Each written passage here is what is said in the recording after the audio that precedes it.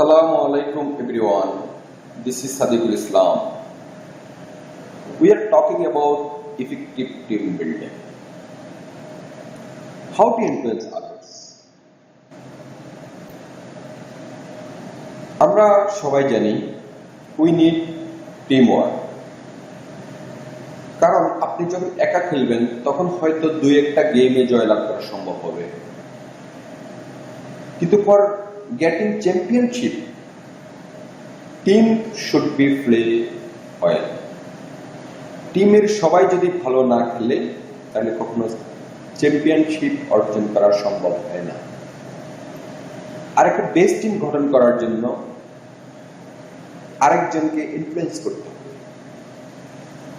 Positive কাজের দিকে, ভালো কাজের দিকে। এই ইনফ্লুয়েন্সটা করার বিভিন্ন ওয়ে আছে। এখানে আমরা প্রধান তিনটি ওয়ের কথা,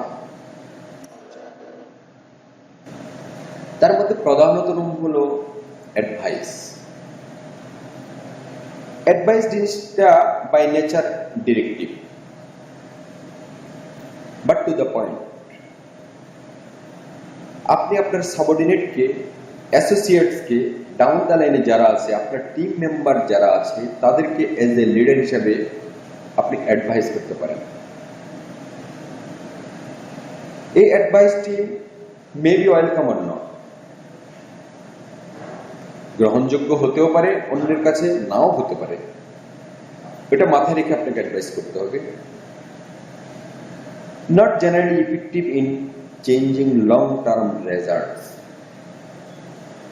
সাধারণত অ্যাডভাইস করলে সেটা লং টার্ম রেজাল্ট বা লং টার্ম বিহেভিয়ারাল চেঞ্জে ভালো ফল আনে না। কারণ বাই নেচার আমরা অ্যাডভাইস শুনি, অনেক সময় এই কান দিয়ে ঢুকে অন্য কান দিয়ে বের হয়ে যায়, অথবা কোনো একটা অ্যাডভাইস করার পরে বা অ্যাডভাইস শোনার পরে আমরা 2-4 দিন করে তারপরে ভুলে যাই। Then counselling. কাউন্সিলিং হলো directive and corrective in nature. কাউন্সিলিংয়ে আপনি একে অন্যকে ডিরেকশন দিবেন, আবার ডিরেকশনে কোনো ভুল ত্রুটি থাকলে একজন আরেকজনকে সেটা কারেকশন করে দেবেন। ইট ইনভলভ সাইটিং অ্যান্ড এভিডেন্স। যখন কারোর সাথে কাউন্সিলিং করবেন, কাউন্সিলিংটা নর্মালি ওয়ান ওয়ে হয়।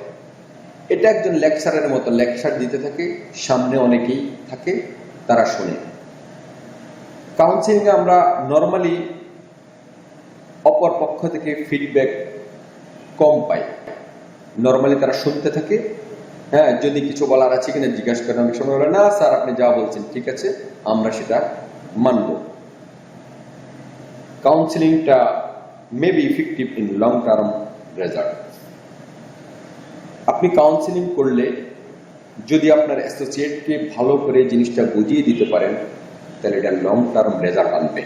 সে যদি মনে প্রাণে আপনার কাউন্সিলিংটা গ্রহণ করে, তাহলে সেটা in the long run behavioural চেঞ্জে কাজে আসবে। Then coaching. Coaching must be cooperative in nature. Asking questions and sharing ideas. কোচিংয়ের ক্ষেত্রে প্রশ্নোত্তর পর্ব থাকবে, একে অন্যের আইডিয়া শেয়ার করবে।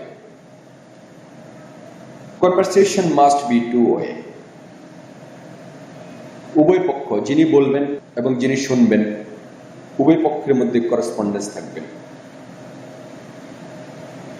Decision taken by considering of every opinion. Coaching এর ক্ষেত্রে আপনার সামনে যারা থাকবে তাদের ওপিনিয়ন কি সেটা জানতে হবে, এবং সবার মতামত নিয়েই একটা ফাইনাল সিদ্ধান্ত গ্রহণ করার চেষ্টা করা হবে। তাহলে আমরা বুঝতে পারলাম একটা ইফেক্টিভ টিম গঠন করার জন্য একে অন্যকে ইনফ্লুয়েন্স করতে হবে। আর ইনফ্লুয়েন্স করার জন্য অনেকগুলো ওয়ে আছে, তার মধ্যে বেস্ট 3 ওয়ে হলো advice, counselling, coaching. If you have any other question, put in comments box. And for getting next update, subscribe my channel please. Thanks to all my followers and friends. Allah Hafiz.